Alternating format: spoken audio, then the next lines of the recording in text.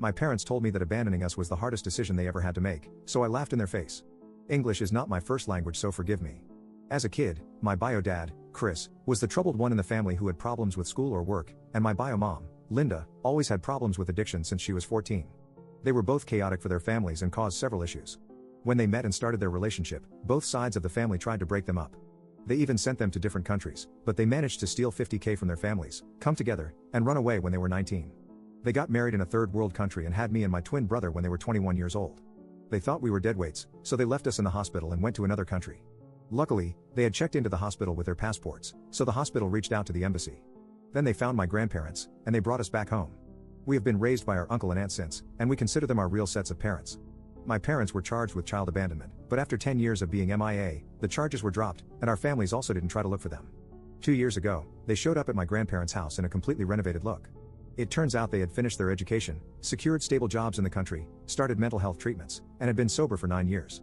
They had basically put themselves together. For the first 6 months, they only saw their parents in public places, and then they were accepted into their houses. A year later, they met with us when we were 24. My twin brother and I started to build a relationship with them, and we are somewhat cordial right now. Last week, the topic of our abandonment was opened, and Linda said it was the hardest choice they had made. I started to laugh uncontrollably after that, and when they asked, I told them they had multiple chances to come back, but they didn't. Our families were right not to trust them, and they would always have eyes on them. They should accept this at this stage. Linda started to cry, and they left shortly.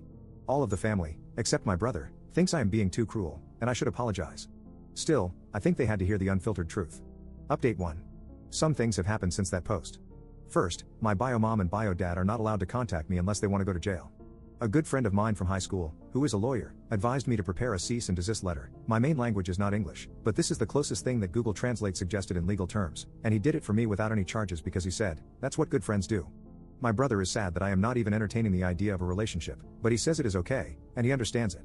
He just sees them from a different perspective, the same perspective that he sees the patients he is taking care of. My mother and father weren't happy about the restraining order and accused me of being cruel and heartless.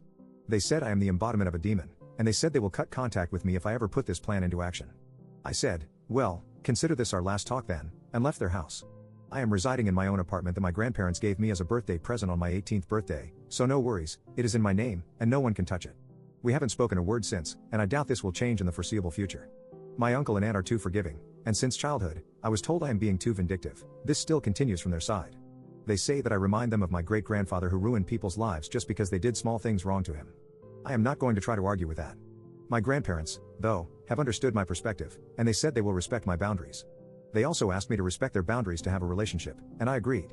I still love them so much, and I am lucky enough to have compassionate parental figures who can understand where I am coming from. Other extended family members have divided into two. Most of them think I am cruel and don't want to have a relationship with me anymore, other than being civil around each other.